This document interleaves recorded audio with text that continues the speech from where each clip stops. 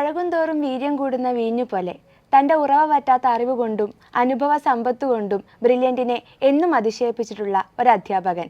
ബ്രില്യൻറ്റിൻ്റെ നട്ടെല്ലെന്ന് തന്നെ വിശേഷിപ്പിക്കാവുന്ന കുട്ടികൾക്കും സഹപ്രവർത്തകർക്കും ഒരുപോലെ പ്രിയപ്പെട്ട സുവോളജി വിഭാഗം അധ്യാപകൻ നമ്മുടെ സ്വന്തം സോമൻ സർ.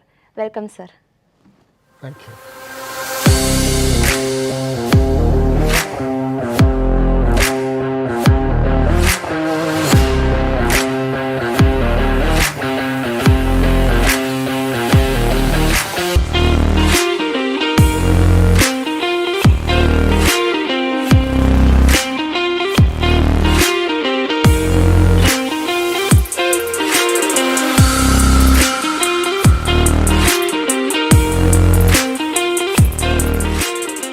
മനുഷ്യസ്നേഹിയായ ഒരു അധ്യാപകൻ അത് തന്നെയാണ് സോമൻ സർ. അദ്ദേഹത്തിന്റെ പോസിറ്റീവ് വൈബ്, എപ്പോഴും ചിരിച്ച മുഖത്തോടെ, അത് സഹ അധ്യാപകരായാലും കുട്ടികളായാലും അദ്ദേഹം എപ്പോഴും ഒരു ചിരിച്ച മുഖത്തോടെയാണ് ഞങ്ങളെ അപ്രോച്ച് ചെയ്യുന്നത്. അത് തന്നെയാണ് അദ്ദേഹത്തിന്റെ ഏറ്റവും വലിയ പ്രത്യേകതയും. സോമൻ സാറിനെ പറ്റി പറയുകയാണെങ്കിൽ സാറ് ഇവിടുത്തെ ഒരു സീനിയർ മോസ്റ്റ് സുവോളജി ഫാക്കൽറ്റിയാണ്. ആദ്യകാലങ്ങളിൽ നമ്മുടെ ഈ ഒരു സ്മാർട്ട് ബോർഡൊക്കെ വരുന്നതിന് മുന്നേ തന്നെ സാറ് ഈ ഗ്ലാസ് പേപ്പറിൽ ഇങ്ങനെ പടങ്ങളൊക്കെ വരച്ചു കൊണ്ടുവന്നിട്ട് പ്രൊജക്ടർ, സാറിനായിട്ട് അത് പ്രൊജക്ടർ ബ്രില്യൻ്റ് വാങ്ങിച്ചിരുന്നു. ഇങ്ങനെ പ്രൊജക്ടർ വെച്ചൊക്കെ ക്ലാസ്സിൽ കാണിച്ചു കൊടുത്തിട്ടൊക്കെയാണ് ക്ലാസ്സുകൾ എടുത്തുകൊണ്ടിരുന്നത്. അപ്പോൾ എൻ്റെ മോൾ ഇവിടെ ബ്രിഡ്ജ് കോഴ്സിന് 10 കഴിഞ്ഞിട്ട് +1 ചേരുന്നതിന് മുമ്പുള്ള ബ്രിഡ്ജ് കോഴ്സിലൊക്കെ ക്ലാസ് സാറിൻ്റെ അറ്റൻഡ് ചെയ്തിട്ടുണ്ട്. അപ്പോൾ മോളുടെ അഭിപ്രായത്തിൽ എല്ലാ നല്ല എക്സാമ്പിളൊക്കെ സഹിതം പറഞ്ഞു കൊടുക്കുന്നതുകൊണ്ട് നല്ല വ്യക്തമായിട്ട് കാര്യങ്ങൾ മനസ്സിലാകുമെന്നായിരുന്നു സാറിനെ പറ്റിയുള്ള എൻ്റെ മോളുടെ ഒരു അഭിപ്രായം. ഞാൻ സാറിൻ്റെ ഒരു പൂർവ്വ വിദ്യാർത്ഥിയായിരുന്നു. ഇന്ന് അദ്ദേഹത്തോടൊപ്പം സുവോളജി ഡിപ്പാർട്ട്മെന്റിൽ തന്നെ വർക്ക് ചെയ്യാൻ സാധിക്കുന്നത് എന്നെ സംബന്ധിച്ചിടത്തോളം വളരെയധികം സന്തോഷം നൽകുന്ന ഒരു മൊമെന്റ് ആണ്. ഇപ്പം സാർ എന്ന് പറയുന്ന അധ്യാപകനെ ഞങ്ങൾക്ക് വളരെ പ്രിയപ്പെട്ട ഒരു അധ്യാപകനായിരുന്നു. അപ്പം ഞങ്ങളെ സംബന്ധിച്ചിടത്തോളം സുവോളജി ഇത്രയധികം ഒരു ഈസായിട്ട് പഠിപ്പിക്കുന്ന, അല്ലെങ്കിൽ നമ്മുടെ ആ കോൺസെപ്റ്റ്സ് ഒക്കെ നമുക്ക് മനസ്സിലാവുന്ന രീതിയിൽ ഏറ്റവും സിമ്പിൾ എക്സാമ്പിൾസ് ഒക്കെ വെച്ചിട്ട് പഠിപ്പിക്കുന്നത് ആദ്യമായിട്ടാണ്. അത് ആക്ച്വലി ഫസ്റ്റ് എക്സ്പീരിയൻസ് ചെയ്യുന്നത് സോമൻ സാറിൻ്റെ. അപ്പം ശരിക്കും പറഞ്ഞു കഴിഞ്ഞാൽ സുവോളജിയോടുള്ളൊരു ഇഷ്ടം നമുക്ക് വരുത്തേണ്ട ഒരു മേജർ ഇൻഫ്ലുവൻസ് എന്ന് പറയുന്നത് സോമൻ സാറിനായിരുന്നു. അത് മാത്രമല്ല, നമുക്ക് ഈ കോൺസെപ്റ്റ് ഇപ്പം ഈ പറയുന്ന പോലെ അവിടെ അച്ചടിച്ച് വെച്ചേക്കുന്നതല്ലാതെ നമുക്ക് മനസ്സിലാവുന്ന രീതിയിൽ ഇങ്ങനെ എന്തെങ്കിലുമൊക്കെ നിമോണിക്സ് ഉപയോഗിച്ചോ അല്ലെങ്കിൽ ഒരു എക്സാമ്പിളൊക്കെ ഉപയോഗിച്ച് പഠിക്കാമെന്ന് മനസ്സിലാക്കി തന്നത് സാറായിരുന്നു. അപ്പം ഇന്ന് ഒരു അധ്യാപികയായിട്ട് ഇവിടെ നിൽക്കുമ്പോഴത്തേക്കും സത്യം പറഞ്ഞു കഴിഞ്ഞാൽ സാർ അന്ന് ഞങ്ങളെ പഠിപ്പിച്ച കുറേയധികം കാര്യങ്ങൾ, അതുപോലെ തന്നെ എങ്ങനെ ഒരു കോൺസെപ്റ്റ് നമുക്ക് കുട്ടികളിലേക്ക് ഡെലിവർ ചെയ്യണം, അവർക്ക് എങ്ങനെ മനസ്സിലാവുന്ന രീതിയിൽ അത് ഡെലിവർ ചെയ്യണം തുടങ്ങിയ കാര്യങ്ങളെല്ലാം ഞങ്ങൾ പഠിച്ചത് സാറിൽ നിന്നാണ്. അപ്പം ഒരു വിദ്യാർത്ഥി എന്നുള്ള നിലയിലും അതുപോലെ തന്നെ ഇന്ന് സാറിനോടൊപ്പം വർക്ക് ചെയ്യുന്ന ഒരു സഹപ്രവർത്തക എന്ന നിലയിലും ഒത്തിരിയധികം സന്തോഷമുണ്ട് സോമൻ സാറിനെ പറ്റി സംസാരിക്കാൻ ഈ ഒരു അവസരം ലഭിച്ചതിൽ. ഞാനടക്കമുള്ള പുതിയ തലമുറയ്ക്ക് ഏറ്റവും കൂടുതൽ ഇൻസ്പിറേഷൻ ആയിട്ടുള്ളൊരു അധ്യാപകനാണ് സോമൻ സാറ്. അപ്പം സാറിൽ നിന്ന് ഒരുപാട് കാര്യങ്ങൾ ചോദിച്ചറിയാൻ ആഗ്രഹമുണ്ട്. സാറിൻ്റെ സ്വദേശം എവിടെയാണ് സാർ? കോട്ടയം ജില്ല തന്നെ. കോട്ടയത്ത് പാല തന്നെയാണ്? കോട്ടയം പാലയല്ല, കോട്ടയത്തിനടുത്ത് ഏറ്റുമാനിൽ ഒരു ഗ്രാമം പേരൂർ, അതാണ് എൻ്റെ ജന്മദേശം. ഫാമിലി ഒന്ന് ഇൻട്രൊഡ്യൂസ് ചെയ്യാവോ? എൻ്റെ വൈഫ് ഡോക്ടർ മീന സോമൻ, 2 കുട്ടികൾ. മൂത്തയാൾ doctor Anjali, she's in UK now. UK. പിന്നെ രണ്ടാമത്തെ ആൾ, 2 പേരാണുള്ളത്. രണ്ടാമത്തെ ആൾ ഡോക്ടർ വിവേക്. എൻ്റെ വീട്ടിൽ ഞാനല്ലാത്ത എല്ലാവരും ഡോക്ടേഴ്സാണ്. അവർക്ക് ബന്ധുക്കളായിട്ട് വന്നിട്ടുള്ളതും ഡോക്ടേഴ്സാണ്. ഏറ്റവും പ്രധാനപ്പെട്ട കാര്യം, ഈ 2 കുട്ടികളും ബ്രില്യൻ്റ് പ്രോഡക്ട്സാണ്. അവർ ബ്രില്യൻ്റ് പഠിച്ചാണ് നേട്ടം അവർ കൈവരിച്ചത്. അതുകൊണ്ട് എനിക്ക് എപ്പോഴും ബ്രില്യനോട് ഒരു വല്ലാത്തൊരു സ്നേഹവും അടുപ്പമുണ്ട്. ആതുര സേവനം ജീവിത ലക്ഷ്യമാക്കിയ ഒരു കുടുംബം, അതുപോലെ ഒരുപാട് ഡോക്ടർമാരുടെ പിറവിക്ക് സാറും വഴിതെളിയിച്ചിട്ടുണ്ട്. ഫാമിലിയെ പരിചയപ്പെടാൻ സാധിച്ചതിൽ സന്തോഷം. സാറ് ഈ ബ്രില്യൻറ്റിൻ്റെ ഭാഗമായിട്ട് എത്ര വർഷമായി സാർ? 2003 സെപ്റ്റംബറിലാണ് ഞാൻ ബ്രില്യൻറ്റ് ജോയിൻ ചെയ്തത്. ഇപ്പോൾ 22 കൊല്ലമായി. 22 വർഷമായി. ഓക്കെ, 2003 മുതൽ ഇപ്പോൾ ഈ നിമിഷം വരെ. അതിന് മുമ്പ് അല്പം കഥയുണ്ട്. പറഞ്ഞോളൂ സാർ. ഞാൻ ഒരുപാട് കുട്ടികളെ എൻട്രൻസ് കോച്ചിങ്ങിന് ബ്രില്യൻറ്റിൽ അയച്ചിട്ടുണ്ട്, ജോയിൻ ചെയ്യുന്നതിന് മുമ്പ് തന്നെ. അപ്പോൾ എൻ്റെ പല അയൽക്കാരെ, ബന്ധുക്കളെ, അങ്ങനെയുള്ളവരൊക്കെ ഇവിടെ വന്ന് അപ്പോൾ അങ്ങനെ എനിക്ക് ബ്രില്യനെ പറ്റി കുറച്ചറിയാം. എൻ്റെ കുട്ടികളുടെ വിദ്യാഭ്യാസം വന്നപ്പോൾ അവർ സാധാരണ ഇതിൽ സ്വാഭാവികമായിട്ടും അവർ ഡോക്ടേഴ്സ് ആയിക്കൊള്ളാമെന്ന് എന്നേക്കാൾ കൂടുതൽ ആഗ്രഹം എൻ്റെ വൈഫിന്. അപ്പോൾ ഞാൻ അതിനെപ്പറ്റി അന്വേഷിച്ചു. അന്ന് ഈ കോട്ടയം ഏരിയയിൽ ഏറ്റവും നല്ല ഇൻസ്റ്റിറ്റ്യൂഷൻ, കോച്ചിങ് ഇൻസ്റ്റിറ്റ്യൂഷൻ ബ്രില്യൻ്റാണ്. ബ്രില്യൻ്റ് അല്ലാതെ മറ്റൊന്നും ഇവിടെ ചിന്തിക്കേണ്ടതില്ല, വേറൊരു ഓപ്ഷൻ ഇല്ല. I mean yes. അതുകൊണ്ട് തന്നെ ഞാൻ ഇതിനെപ്പറ്റി ഒന്ന് അറിയണമല്ലോ, അതിനുവേണ്ടി ഞാൻ ബ്രില്യൻ്റ് വന്നു. ബ്രില്യൻ്റ് വന്നപ്പം മോളെ ചേർക്കാനാണ് വന്നപ്പം കുഴപ്പമില്ല. She was A rank holder in state SLC exam. അതുകൊണ്ട് അവർക്ക് അഡ്മിഷനൊക്കെ കിട്ടി. ഇവർക്ക് വളരെ ഹാപ്പിയായി. ആ ചേരുന്നതിന് മുമ്പ് ചേരാൻ വേറൊരു കാരണമുണ്ട്. അതായത് ഇവിടെ വന്നപ്പോൾ ഞാൻ ഈ സ്ഥാപനത്തെ പറ്റി അന്വേഷിച്ചു. ട്യൂട്ടോറിയലുകളൊക്കെ എനിക്ക് ഏകദേശം അറിയാം. പക്ഷേ ഇതൊരു സാധാരണ ട്യൂട്ടോറിയൽ പോലെയല്ല. ഇതൊരു കുടുംബമായിട്ട് പ്രവർത്തിക്കുന്നു, വളരെ സ്നേഹത്തോടെ പ്രവർത്തിക്കുന്നു.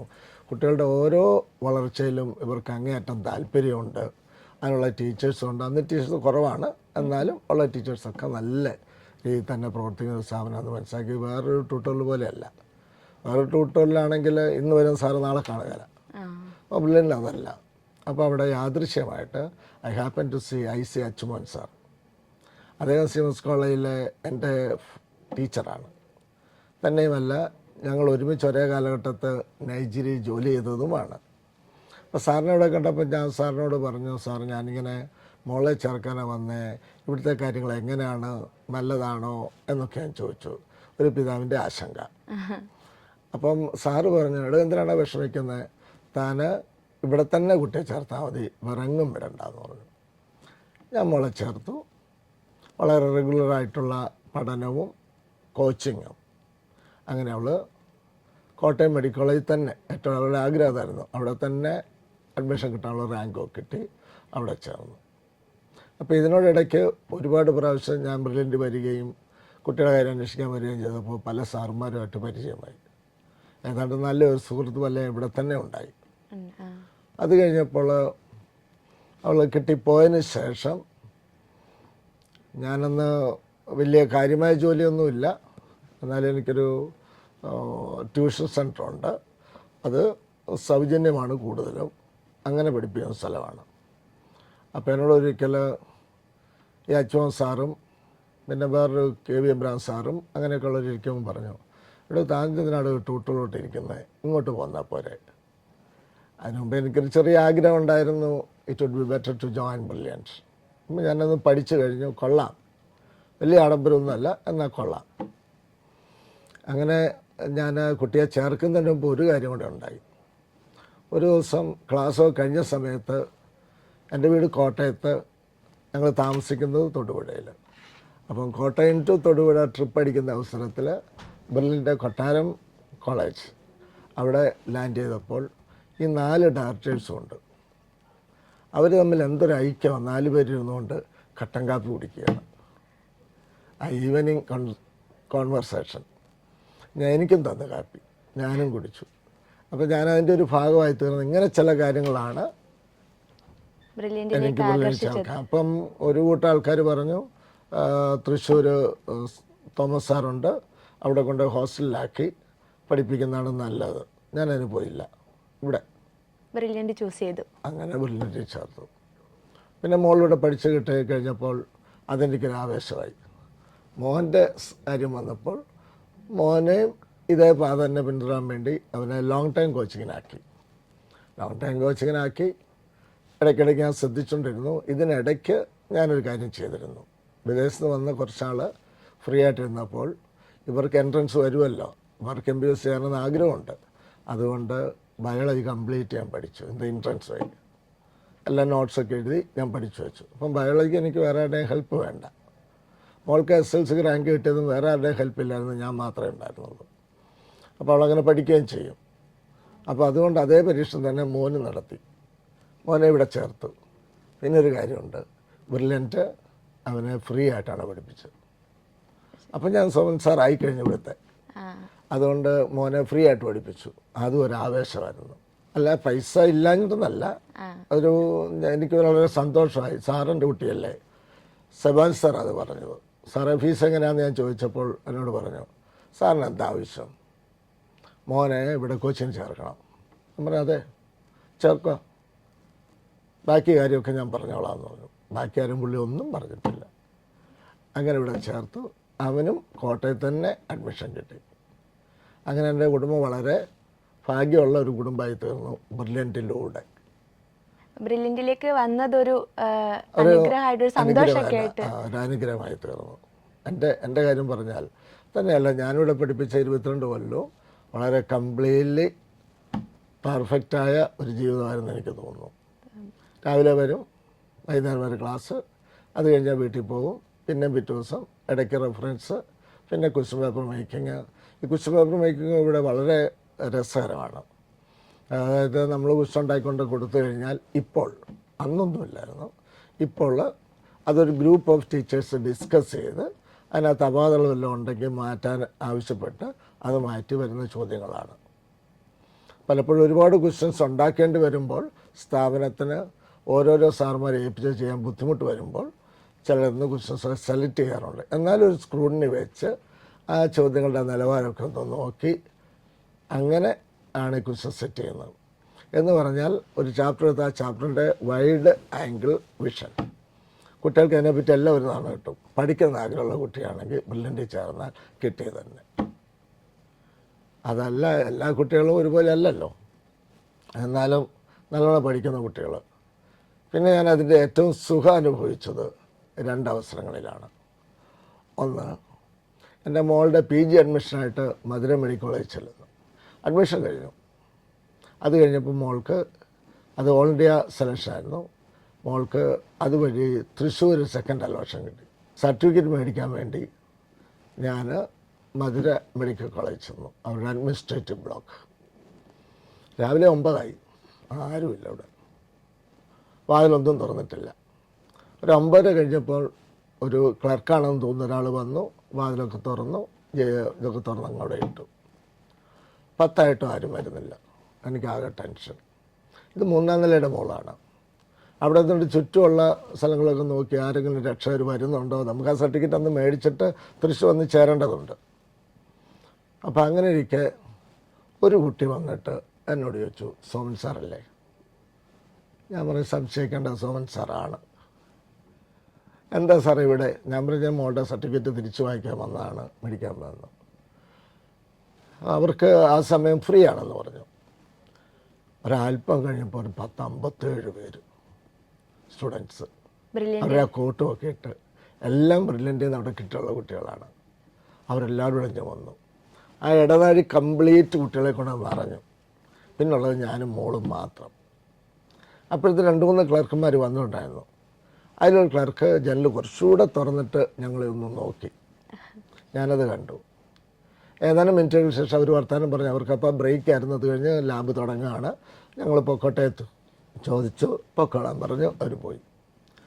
ആ തലയിട്ട് നോക്കിയ ക്ലർക്ക് വീണ്ടും തുറന്ന് ആ വാതിലൊന്ന് ഇടനാഴി ഞങ്ങൾ ബെഞ്ചിലിരിക്കുകയാണ് വന്നിട്ട് ചോദിച്ചു, എന്താ സർ ഇവിടെ ഇരിക്കുന്നത്? ഞാൻ എൻ്റെ ആവശ്യം പറഞ്ഞു. സർട്ടിഫിക്കറ്റ് സബ്മിറ്റ് ചെയ്തിരുന്നു. ആ സർട്ടിഫിക്കറ്റ് തിരിച്ചു വാങ്ങിച്ചാൽ എനിക്ക് തൃശ്ശൂർ മെഡിക്കൽ കോളേജിൽ ചേർക്കാനാണ് കുട്ടിയെ എന്ന് പറഞ്ഞു. ഉടനെ പറഞ്ഞു, അയ്യോ ഇന്ന് എക്സാം ഡേ ആണ്, സൈൻ ചെയ്യേണ്ട ഉദ്യോഗസ്ഥൻ സീനിയർ ഓഫീസർ ഇവരുടെ വേറൊരു ക്യാമ്പസിലാണ് പരീക്ഷ. അപ്പോൾ പരീക്ഷ കഴിഞ്ഞൊരു 1:30 ആകുമ്പോഴത്തേന് അദ്ദേഹം വന്നേക്കുമായിരിക്കും എന്ന് പറഞ്ഞു. ഞാൻ പറഞ്ഞത് ഭയങ്കര കഷ്ടമാണല്ലോ എന്ന് ഇത്രയും പറഞ്ഞുള്ളൂ. കുറച്ച് കഴിഞ്ഞപ്പോൾ ഈ മനുഷ്യൻ പോകുന്നുണ്ട്. 3-ാം നിലയിൽ നിന്ന് നോക്കിയപ്പം താഴെ ഒരു സ്കൂട്ടർ സ്റ്റാർട്ട് ചെയ്ത് പുള്ളി പോവുക. എൻ്റെ ആ ഹോപ്പും പോയി. 1/2 മണിക്കൂർ കഴിഞ്ഞില്ല, അതിന് മുമ്പ് ഈ പുള്ളി തിരിച്ചു വന്നു വളരെ സന്തോഷം എന്നോട് വന്നിട്ട് പറഞ്ഞു, സാർ ഒപ്പിട്ട് പേപ്പർ കിട്ടിയിട്ടുണ്ട്, സർട്ടിഫിക്കറ്റ് തരാം. എനിക്കൊരു 12-12:45 സർട്ടിഫിക്കറ്റ് കിട്ടി. അന്ന് തൃശ്ശൂർ വരാനൊത്തു. തൃശ്ശൂർ വരുമ്പോഴാണ് അറിയുന്നത് അവൾക്ക് കോട്ടയത്ത് അലോക്കേഷൻ കിട്ടി. അപ്പം കോട്ടയാണല്ലോ ഞങ്ങളുടെ സ്ഥലം. പിന്നെ തൃശ്ശൂരിൽ നിന്ന് വിളിച്ച് പറഞ്ഞ് കോട്ടയം മെഡിക്കൽ കോളേജിൽ പറഞ്ഞ് അവിടുത്തെ ക്ലർക്ക്, എൻ്റെ വൈഫ് അവിടെ പഠിച്ചതായതുകൊണ്ട് പരിചയമുണ്ട്, അവരോട് പറഞ്ഞു. അവർ പറഞ്ഞു 5 മണി വരെ വെയിറ്റ് ചെയ്യാം, 5 മണി കഴിഞ്ഞാലും പേടിക്കേണ്ട, ഇവിടെ വന്നാൽ മതി, ഇന്നത്തെ പേരിൽ ഞങ്ങൾ എൻ്റർ ചെയ്ത് വെച്ചേക്കാം. അങ്ങനെയാണ് മോള് PGക്ക് കോട്ടയം മെഡിക്കൽ കോളേജിലെ MD അനസ്തേഷ്യയ്ക്ക് ചേർന്നത്. അപ്പോൾ അതൊക്കെ ഒരു നിമിത്തമാണ്. ബ്രില്യൻ്റ് അല്ല ഞാൻ പഠിപ്പിക്കുന്നതെങ്കിൽ ഇങ്ങനെ സംഭവിക്കില്ലായിരുന്നു. ബ്രില്യൻ്റ് പഠിപ്പിക്കുന്നില്ല എങ്കിൽ I won't get that help. അപ്പോൾ എനിക്കൊരു ഡിവൈൻ എനർജി കിട്ടിയ പോലെയാണ്, ഒരു വളരെ സന്തോഷം ഉണ്ടായിരുന്നൊരവസ്ഥയാണത്. അതുകൊണ്ട് തന്നെ അന്ന് വൈകുന്നേരം ആയപ്പോഴത്തേന് കാര്യങ്ങളെല്ലാം റെഡിയാക്കി ഞങ്ങൾ ഏറ്റുമാൻ്റെ വീട്ടിൽ വന്ന് താമസമായി. പിന്നെ വേറൊരു അവസരത്തിൽ വേറൊരു സംഭവമുണ്ട്. അത് ഞാനിവിടെ ജോയിൻ ചെയ്ത ആ കൊല്ലങ്ങളില്ല, 2003 ജോയിൻ ചെയ്തെന്ന് പറഞ്ഞല്ലോ, 2007 തോന്നുന്നു, 2005 നമുക്കിവിടെ എ ബ്ലോക്ക് തുടങ്ങിയത്. ആ സമയം നമ്മുടെ ലോങ് ടൈം ക്ലാസ്സിൽ ഒരു കുട്ടി കിടന്നുറങ്ങുന്നു, ആൺകുട്ടി. അപ്പോൾ എനിക്ക് കുറച്ച് നേരം അവൻ്റെ മുഖത്തേക്ക് നോക്കാൻ നല്ല ഗാഠനിദ്രയാണെന്ന് തോന്നി. എനിക്ക് ഇച്ചിരി പ്രയാസം, 10-17 കൊല്ലം മുമ്പുള്ള കാര്യമാണ്. ഞാൻ അടുത്ത് ചെന്നിട്ട് പറഞ്ഞു, എന്തിനാ കിടന്നുറങ്ങുന്നതെന്ന് ചോദിച്ചു. അവൻ ആടി തൂങ്ങി എഴുന്നേറ്റ് നല്ല ഉറക്കത്തിൻ്റെ ക്ഷീണം പോലെ. ഞാൻ പറഞ്ഞു, ഇങ്ങനെയാണോ ചെയ്യേണ്ടത്? അന്വേഷിച്ചപ്പോൾ ആ കുട്ടി വിദ്യാധിരാജ സ്കൂളിൽ നിന്ന് വരുന്ന കുട്ടിയാണ്, കോട്ടയംകാരനാണ്, ഞങ്ങളുടെ നാടിൻ്റെ അടുത്തുള്ള നാട്ടിലാണ് അവൻ്റെ വീട്. ഈ കാര്യങ്ങളൊക്കെ അറിഞ്ഞു. ഞാൻ വിളിച്ച് വെളിയിൽ കൊണ്ടുപോയി അവനെ ഉപദേശിച്ചു, ഇങ്ങനെ ക്ലാസ്സിൽ കിടന്ന് ഉറങ്ങരുത്. ഞാൻ ചോദിച്ചു, നിൻ്റെ ബുദ്ധിമുട്ടെന്താ? സാർ, എനിക്ക് ബ്ലൂ ബേബി സിൻഡ്രോമാണ്. അങ്ങനെ ഒരു പേര് കേട്ടപ്പോൾ എനിക്കറിയാം ബ്ലൂ ബേബി സിൻഡ്രോം എന്ന് പറഞ്ഞാൽ അതിൻ്റെ കോംപ്ലിക്കേഷൻ കാര്യങ്ങളൊക്കെ എനിക്ക് കുറേ അറിയാം. എനിക്ക് ഭയങ്കര സാധാവും തോന്നി അവനോട്. അങ്ങനെയുള്ളവർക്ക് ഭയങ്കര ക്ഷീണമൊക്കെ ആയിരിക്കും, അതുകൊണ്ട് കിടന്നുറങ്ങും. അപ്പോൾ ഓക്സിജൻ ലെവൽ കുറവാണ്. ഇത് വലിയ രോഗമല്ലേ, നീ എന്താ ഡോക്ടറെ കാണിക്കുന്നത്? He told me that he is already a patient of Kottayam Medical College under the cardiologist Jayachandran, ഏതാണ്ട് ജയേന്ദ്രനോ ജയദേവനോ അങ്ങനൊരു പ്രൊഫസറാണ് കാർഡിയോളജിസ്റ്റ്. അപ്പോൾ ഇത് വെച്ചോണ്ടിരിക്കേണ്ട കാര്യമാണ്, ഇതൊക്കെ ഓപ്പറേഷൻ ചെയ്യേണ്ടല്ലേ. ഇൻ്റർ ഏട്രിയൽ സെപ്റ്റൽ ഡിഫക്റ്റാണ് അവൻ്റെ പ്രോബ്ലം. അതായത് 2 ഓറിക്കിളും തിരിക്കുന്നിടത്ത് ദ്വാരമുള്ളത് കൊണ്ട് ഓക്സിജൻ്റെ ബ്ലഡ് കലരുന്നു. അതുകൊണ്ട് അവന് എക്സസൈസ് എന്തെങ്കിലും ജോലി ചെയ്യുമ്പോൾ പെട്ടെന്ന് ക്ഷീണിതനാകുന്നു. അപ്പം ഞാൻ പറഞ്ഞത് കാണിക്കുന്നുണ്ട്. ഇപ്പം ഡോക്ടർ പറഞ്ഞിരിക്കുന്നത് ആ വർഷത്തെ പരീക്ഷ, ഇത് ഫസ്റ്റ് ഇയറാണ്, ആ വർഷത്തെ പരീക്ഷ കഴിഞ്ഞ് ഉള്ള വെക്കേഷൻ ടൈമിന് ഓപ്പറേഷൻ ചെയ്യാമെന്നാണ് പറഞ്ഞത്. പിന്നെ സെക്കൻഡ് ഇയറിൽ ആ കാലഘട്ടത്തൊന്നും ഞാൻ കണ്ടില്ല. I was also out in other institutions of brilliant, മറ്റു ബ്രാഞ്ചുകളിലൊക്കെ. അപ്പോൾ ആ ഇടയ്ക്കൊന്നും വരാൻ പറ്റില്ല. അതിനൊരു 5-6 വർഷം കഴിഞ്ഞിട്ടുണ്ട്. I was standing in Kottayam bus stand, KSRTC stand, waiting for A bus. എൻ്റെ പുറകെ വന്നിട്ട് സാറേ എന്നൊരു വിളി. എനിക്ക് ഒട്ടും പരിചയമില്ലാത്തൊരു സൗണ്ട്. തിരിഞ്ഞു നോക്കുമ്പോൾ ഒരു നല്ല പൊക്കമുള്ള ഒരാൾ, യുവാവ്. സാറിനെന്നെ മനസ്സിലായോ? ഞാൻ അല്പം ജാളിതോടെ പറഞ്ഞു, ഞങ്ങൾക്ക് ശരിക്കും മനസ്സിലായില്ലല്ലോ സാർ, ഞാൻ അരുണാണ്. അരുൺ എന്നുള്ള വാക്ക് കേട്ടപ്പോഴേ എനിക്ക് മനസ്സിലായി. അപ്പോഴേ ഞാൻ ചോദിച്ചത്, നിൻ്റെ ബ്ലൂ ബേബി സിൻഡ്രോം ഒക്കെ എന്നായി? അവൻ പറഞ്ഞു, സാർ അതിൻ്റെ ഓപ്പറേഷനൊക്കെ കഴിഞ്ഞു, ഞാൻ സെക്കൻഡ് ഇയർ പഠിച്ചു, എനിക്ക് MBBS അഡ്മിഷൻ കിട്ടി, ഞാൻ ആലപ്പുഴ മെഡിക്കൽ കോളേജിൽ പഠിക്കുകയാണ്. അതും ഭയങ്കരമായിട്ട് സന്തോഷം ഉണ്ടാക്കിയതാണ്. ഇങ്ങനെയല്ല, ഈ 22 കൊല്ലത്തിനിടയ്ക്ക് there are so many occasions where I felt proud of myself and proud of Brilliant. ഇതൊരു ചെറിയ സ്ഥാപനമൊന്നുമല്ല. ഇപ്പോഴാണ് ഇത്രയും വളർന്നത്. ഈ വളർച്ചയ്ക്ക് മുമ്പുള്ള കാലഘട്ടത്തിൽ മനുഷ്യരെല്ലാം ഉണ്ടായിരുന്നു, വെരി ഗുഡ് റിലേഷൻഷിപ്പ്, ഒരിക്കലും ഒരു ഇതില്ലാതെ ശാന്തതയോടെ കാര്യങ്ങളെല്ലാം ഭംഗിയായിട്ട് ചെയ്യുന്നു. ഇപ്പോൾ ഇതൊരു വലിയ മാനേജ്മെൻറ്റ് സിസ്റ്റമായിട്ട് മാറി, എനിക്കൊക്കെ ഇമാജിൻ ചെയ്യാവുന്നതിൽ കൂടി ഒരു വലിയ പ്രസ്ഥാനമായി തീർന്നു. Thanks to God, thanks to the directors. Sir ഇപ്പം ബ്രില്യൻറ്റിൻ്റെ കൂടെ കൂടിയിട്ട് 22 വർഷമായല്ലോ. അപ്പം മൊത്തം ഇവിടെ ഒരു ബ്രില്യൻറ്റിൻ്റെ സിസ്റ്റം എന്ന് പറയുന്നത് മറ്റു സ്ഥാപനങ്ങളിൽ നിന്ന് വേറിട്ട് നിൽക്കുന്നൊരു സിസ്റ്റമാണ്. മൺഡേ ടു ഫ്രൈഡേ ക്ലാസ്സസ് നടക്കുന്നുണ്ട്, അതേപോലെ അത് കഴിഞ്ഞ് കൃത്യമായി എക്സാംസ് നടത്തുന്നുണ്ട്. അപ്പം ഇതൊക്കെ വിദ്യാർത്ഥികളെ അല്ലെങ്കിൽ അവരുടെ ഒരു പ്രിപ്പറേഷനെ, അവരുടെ ആ സ്വപ്ന സാക്ഷാത്കാരത്തെ അത് എങ്ങനെയാണ് അഫക്റ്റ് ചെയ്യുന്നതെന്നാണ് സാറിന് പറയാനുള്ളത്? എന്നെ സംബന്ധിച്ചോളം ബ്രില്യൻ്റെ ഓരോ പ്രവർത്തനവും ചുമ്മാ ഒരു ഐഡിയ ഇടുകയല്ല, ഓരോന്നിട്ട് കഴിഞ്ഞ് അത് വിലയിരുത്തി അതിന് വേണ്ട മാറ്റങ്ങളോടെയാണ് പിന്നെ അത് പ്രാവർത്തികമാക്കുന്നത്. അപ്പോൾ അതുകൊണ്ട് ഒരിക്കലും അത് ഫെയിൽ ചെയ്യത്തില്ല, ഇത് വളർന്നുകൊണ്ടേയിരിക്കും, അങ്ങനെ വരുള്ളൂ. ഇതിൻ്റെ പുറയിൽ ഒരാളല്ലല്ലോ, 4 പേര് ചുക്കാൻ പിടിക്കാനും പിന്നെ ഒരു 400 പേര് അടുത്ത കാര്യങ്ങൾ ചെയ്യാനും, അങ്ങനെയുള്ളൊരു ബൃഹത്തായ ഇൻസ്റ്റിറ്റ്യൂഷനല്ലേ. പിന്നെ എനിക്ക് ഏറ്റവും ഇഷ്ടപ്പെട്ടൊരു കാര്യം എന്താണെന്ന് ചോദിച്ചാൽ, പരീക്ഷ നടത്തിയ ഉടനെ റിസൾട്ടുണ്ട്. ഏറെ താമസിക്കാതെ അവർക്കൊരു കാപ്പ് കുടിക്കുന്നതിന് മുമ്പ് തന്നെ റിസൾട്ട് വന്നു. അപ്പോൾ പരീക്ഷ എഴുതി റിസൾട്ട് കിട്ടി. അത് ഭയങ്കര ഒരു സെൽഫ് അനാലിസിസാണ്, കുട്ടികൾക്ക് കിട്ടുന്ന സന്തോഷവും. ബ്രില്യൻ്റുമായിട്ടുള്ള എൻ്റെ കൂട്ടുകെട്ടിൽ അല്ലെങ്കിൽ എൻ്റെ ജീവിതത്തിൽ എനിക്ക് ഒരുപാട് ആവേശം തന്ന പല അവസരങ്ങളുമുണ്ട്. ഞാൻ ഓർക്കുന്നു, ഒരിക്കൽ എക്സാം തുടങ്ങാൻ പോകുന്ന സമയമാണ്, ഇനി ഒരാഴ്ച കൂടെ ഉള്ളൂ. അപ്പോൾ ലെസൺസൊക്കെ വൈൻഡപ്പ് ചെയ്യുകയാണ്. ഞാനൊരു ദിവസം രാവിലെ വന്നപ്പോൾ എന്നോട് പറഞ്ഞു, പല സെൻറ്റ് തോമസ് കോളേജിൻ്റെ ഓപ്പോസിറ്റ് എന്ന് ബ്രില്യൻ്റ് ബ്രാഞ്ചുണ്ട് സാർ, അവിടെ ഒരു ക്ലാസ് ഉണ്ട് സാർ, അത് തീർക്കണം എന്ന്. ഞാനത് തീർത്ത് 11 മണിയായപ്പോൾ എന്നോട് പറഞ്ഞു, സാറേ കാഞ്ഞിരപ്പള്ളിയിൽ ഒരു ക്ലാസ് ഉണ്ട്, ഇത് വണ്ടി തരാം. അന്ന് ബ്രില്യൻ്റ് ഒരു ടൊയോട്ട ക്വാളീസ് വണ്ടിയും ഒരു ശ്രീകുട്ടൻ ചേട്ടനും ഉണ്ട്, എവിടെ എത്തിക്കും. അതുകൊണ്ട് വളരെ കുറഞ്ഞ സമയം കൊണ്ട് അടുത്ത പീരീഡ് ടൈം ആയപ്പോൾ ഞാൻ കാഞ്ഞിരപ്പള്ളി ചെന്ന് അവിടെ നിന്ന് ഉച്ചയ്ക്ക് 3 മണി വരെ പഠിപ്പിച്ചു. അപ്പോൾ അവിടുത്തെ ടോപ്പിക്ക് തീർന്നു. 2 ക്ലാസ്സായിരുന്നു. അത് കഴിഞ്ഞപ്പോൾ എന്നോട് പറഞ്ഞു, സാറേ പാലായിൽ ഒരു ക്ലാസ്സിൽ തീരാൻ കിടപ്പുണ്ട്, ഒന്ന് വന്ന് എടുക്കണം എന്ന് പറഞ്ഞു. ഉടനെ വണ്ടിയായിട്ട് കിടക്കുക. ആ വണ്ടി ഇവിടെ വന്ന് അന്ന് 5:30 ആയപ്പോൾ ആ ക്ലാസ് തീർത്തു. വളരെ ഹാപ്പിയായിപ്പോയി ഞാൻ. അതുപോലെ തന്നെ ഇവിടുത്തെ ഡയറക്ടേഴ്സും. ഞാൻ ആദ്യം ബ്രില്യൻ്റിൽ ചേർന്നത് സെപ്റ്റംബർ 2003 അന്ന് സുവോളജി ഡിപ്പാർട്ട്മെൻറ്റിൽ 2 പേരേ ഉള്ളൂ, ഞാനൊരു 2 പേര്. അല്ലാതെ 2 പേരുടെ ആവശ്യമുള്ളൂ. കാരണം എന്താണെന്ന് ചോദിച്ചാൽ 7 മെഡിക്കൽ ബാച്ചും 8 എഞ്ചിനീയറിംഗ് ബാച്ചും. അന്ന് എഞ്ചിനീയറിംഗ് ബാച്ചാണ് കൂടുതൽ. അങ്ങനെ 8, 7, 15 ക്ലാസ്സുകളേ ഉള്ളൂ. അപ്പം ഞാൻ വന്നു കഴിഞ്ഞപ്പം എനിക്ക് ക്ലാസ്സിൽ അധികം ഇല്ല.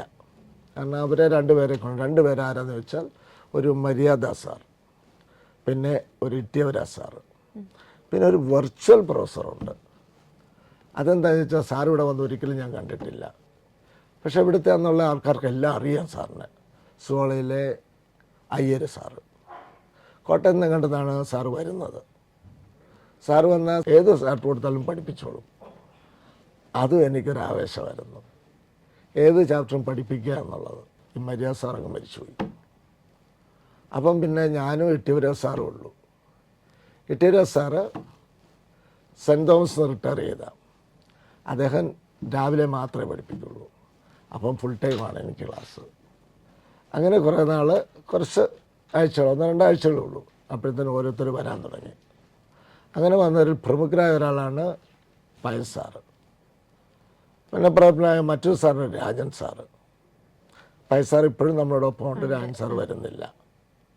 പിന്നെ ഒരുപാട് പേര് വന്നു. ആ കാലഘട്ടം ആയപ്പോഴത്തേന് 35-40 ബാച്ചുകളായി മെഡിസിന്. പിന്നെ അത് 60ആയി. ഇപ്പം 115 മുകളിൽ ബാച്ചുകളാണെന്ന് തോന്നുന്നു, എനിക്ക് കൃത്യമായിട്ട് അറിഞ്ഞുകൂടാ. അങ്ങനെ നല്ല വളർച്ച അങ്ങനെ ഉണ്ടായി. അപ്പോൾ അതനുസരിച്ച് സ്റ്റാഫെല്ലാം കൂടി ഒരു ഉത്സവ അന്തരീക്ഷമാണ് ഇപ്പോൾ. ബ്രില്യൻ്റ് വിടുന്ന സമയം, ബ്രേക്ക് വിടുന്ന സമയം, അല്ലെങ്കിൽ കുട്ടികളെ വിടുന്ന സമയമൊക്കെ എന്തൊരാഘോഷമാണ്. ഈ കുട്ടികളൊക്കെ എന്ത് സന്തോഷത്തോടെ വരികയും പോവുകയും ചെയ്തത്. അവരെല്ലാം മറന്ന് ഇനി അവരൊരു ടെൻഷനുള്ള ഒരു കോഴ്സിലേക്ക് പഠിക്കാൻ പോവുകയാണ്, അല്ലെങ്കിൽ അതിങ്ങനെ ചെയ്യുകയാണെന്നുള്ള ചിന്തയൊന്നും അവർക്കുണ്ടെന്ന് തോന്നുന്നില്ല. നല്ല ഹാപ്പിയായിട്ട് അവർ പഠിക്കുന്നു. ഒരുപക്ഷെ ഇത്ര നല്ല റിസൾട്ട് കിട്ടുന്നതിന് മാനേജ്മെൻറ്റിൻ്റെ പ്രോത്സാഹനം കാണും. ഈ സ്റ്റീഫൻ സാറ്, അല്ല ജോർജ് സാറ്, ഇവരാരാണേലും ഒരു ക്ലാസ്സിൽ വന്ന കുട്ടികളോട് സംസാരിക്കുമ്പോൾ എന്തൊരു വാത്സല്യമാണ്.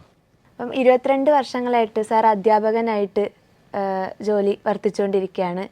അപ്പം ഈ അധ്യാപനം എന്ന ഈ മേഖല അത്രയും പരിഭാവനമായ ഒരു പ്രൊഫഷനായിട്ടാണ് നമ്മൾ കണക്കാക്കുന്നത്. ആ ഒരു മേഖലയിലേക്ക് സാറിനെ സ്വാധീനിച്ച വ്യക്തികൾ ആരൊക്കെയാണ്, അല്ലെങ്കിൽ ഘടകങ്ങൾ എന്തൊക്കെയാണ്? എൻ്റെ ക്ലാസ് വിദ്യാഭ്യാസ ജീവിതം ആരംഭിച്ചത് ഒരു ഗവൺമെൻറ് പ്രൈമറി സ്കൂളിലാണ്. അവിടെയുള്ള ടീച്ചേഴ്സ് എനിക്ക് ഭയങ്കര ഇഷ്ടമായിരുന്നു, വളരെ സ്നേഹത്തോടെ. പിന്നെ അടുത്തുള്ള സെക്കൻഡറി, അത് കഴിഞ്ഞ് ഹൈസ്കൂള്, അത് കഴിഞ്ഞ് കോളേജിൽ CMS കോളേജ്. അന്ന് ഞങ്ങളുടെ കോട്ടയം ജില്ലയിൽ CMS കോളേജ് കഴിഞ്ഞേ ഉള്ളൂ, വേറെ ഉള്ളൂ.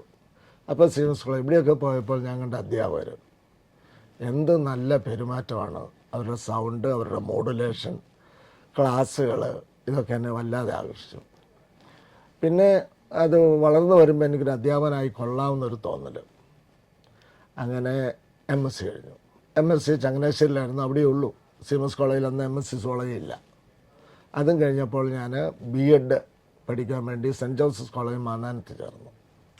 അതിൻ്റെ റിസൾട്ട് ഒരല്പം സമയം ഉണ്ടായിരുന്നപ്പോൾ ഞാൻ നേരെ എറണാകുളത്ത് ഒരു ട്യൂട്ടോറിയൽ ജോലി വാങ്ങിച്ചു. അതിന് കാരണമുണ്ട്. അന്ന് ജോലിയുള്ളവർക്കാണെങ്കിൽ ലോ കോളേജിൽ വൈകുന്നേരം ഈവനിങ് ക്ലാസ്സിൽ പഠിക്കാം. So I decide to join that institution. It nothing but our college, Ernakulam and Trivandrum. ഇപ്പോൾ ആ സ്ഥാപനം അത്ര പ്രശസ്തമല്ല, പക്ഷെ അന്ന് കേരളത്തിലെ ഏറ്റവും പ്രശസ്തമായ സ്ഥാപനമാണത്. അവിടെ ജോലി വാങ്ങിച്ചു. എന്നിട്ട് ഞാൻ ഗവൺമെൻറ് ലോ കോളേജിൽ ചേർന്നു. 2 വർഷം പഠിച്ചു. 8 16 പേപ്പറും എഴുതി ജയിച്ചു. 3-ാം കൊല്ലം പഠിക്കുമ്പോഴാണ് I got appointment in Sierra Leone, A country in west Africa.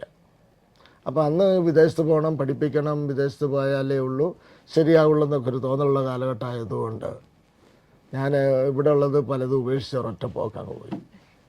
സിറാലിയോണിൽ ചെന്നപ്പം മനസ്സിലായി അതിനേക്കാളും വലുത് നൈജീരിയയാണ് ശമ്പളം വയസ്സ്. അപ്പോൾ അവിടെ ഒരു 2 കൊല്ലമേ പഠിപ്പിച്ചുള്ളൂ. 3 കൊല്ലത്തെ കോൺട്രാക്ട് 2 കൊല്ലം കൊണ്ട് ടെർമിനേറ്റ് ചെയ്തു എന്നിട്ട് ഞാൻ സ്വയമായിട്ട്. എന്നിട്ട് അവിടുന്ന് നൈജീരിയ വന്നു. നൈജീരിയ വന്നപ്പോൾ കുറച്ചുകൂടെ നല്ല സാലറി കിട്ടി. നൈജീരിയയിൽ അങ്ങനെ ഒരു ഗവൺമെൻറ് കോളേജ് ഉമാഹിയ, അവിടുത്തെ പ്രശസ്തമായ ഒരു പഴയ കോളേജാണ്. ഒരുപാട് ക്ലാസ്സുകളും ഒരുപാട് സാറുമാരും ഒക്കെയുള്ള ഒരു വലിയ ഇൻസ്റ്റിറ്റ്യൂഷൻ. ഈ കാലങ്ങളിലൊക്കെ ഞാൻ പഠിക്കുമ്പോൾ എനിക്ക് കുട്ടികളിൽ നിന്ന് നല്ല സ്നേഹം കിട്ടിയിട്ടുണ്ട്, സഹപ്രവർത്തകരിൽ നിന്നുമുണ്ട്. അപ്പോൾ അതെനിക്ക് തുടർന്നും ഈ ഫീൽഡിൽ തന്നെ നിൽക്കാൻ പ്രേരണയായി. അങ്ങനെ ഇരിക്കുമ്പോഴാണ് നൈജീരിയയിൽ ഒരു മാന്ദ്യം, എക്കണോമിക് മാന്ദ്യം വരുന്നു, കറൻസി ഡീവാലുവേഷൻ. ഇനി ഇവിടെ നിന്നാൽ ശരിയാകുകയില്ല എന്ന് മനസ്സിലാക്കിക്കൊണ്ടിരിക്കുമ്പോഴാണ് വൈഫ് MBBS കഴിഞ്ഞു. MBBS പഠിക്കുമ്പോഴാണ് ഞാൻ വിവാഹം കഴിച്ചത് അവളെ. MBBS കഴിഞ്ഞപ്പോൾ PG എടുക്കാനും ഇവിടെ തന്നെ മതി, വിദേശത്ത് പോരുന്നില്ല.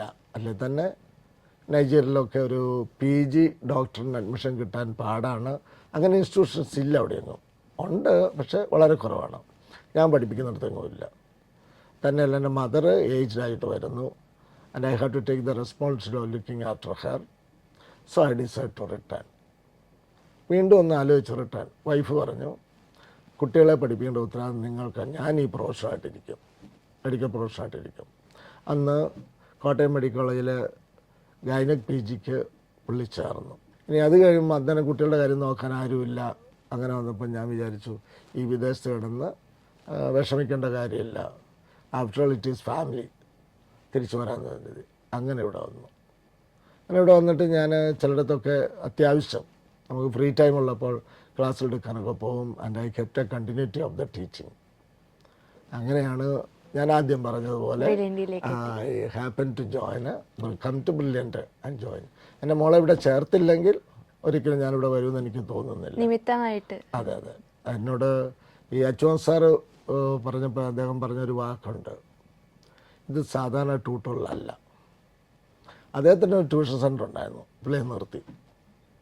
അത് വേണ്ട, ഇവിടെ പഠിപ്പിക്കുന്നത് നല്ലത്. അപ്പോൾ അന്ന് ഇവിടെ പഠിപ്പിക്കുന്നുണ്ട്. അപ്പം ഇത് നല്ലൊരു ഇൻസ്റ്റിറ്റ്യൂഷനാണ്, ഡയറക്ടേഴ്സാണ്, നല്ല സഹകരണം, ശമ്പളം കൃത്യമായിട്ട് 1-ാം തീയതി കിട്ടും. എന്താണെങ്കിലും ശമ്പളം കൃത്യമായിട്ട് 1-ാം തീയതി കിട്ടും. എനിക്ക് തോന്നുന്നത് ഇവരുടെ ആ രീതി നിശ്ചയദാർഢ്യമാണെന്ന് തോന്നുന്നു. ഇപ്പോഴും അതിൻ്റെ പേര് പറഞ്ഞ് ആരും അടക്കി പോകാറില്ല. ഇത്രയും എക്സ്പീരിയൻസ്ഡ് ആയിട്ടുള്ള സാറുമായിട്ട് ഇങ്ങനൊരു ഇൻട്രാക്ഷൻ ചെയ്യാൻ അവസരം ലഭിച്ചതിലും സാറിനെ കുറിച്ച് കൂടുതൽ അറിയാൻ സാധിച്ചതിലും അതിലുപരി സാറിലൂടെ ബ്രില്യൻറ്റിനെ കുറിച്ച് കൂടുതൽ അറിയാൻ സാധിച്ചതിലും ഒരുപാട് സന്തോഷം. Thank you sir. സർവേശ്വരൻ അനുഗ്രഹിക്കട്ടെ, ആയുരാരോഗ്യ സൗഖ്യത്തോടെ ഇരിക്കട്ടെ.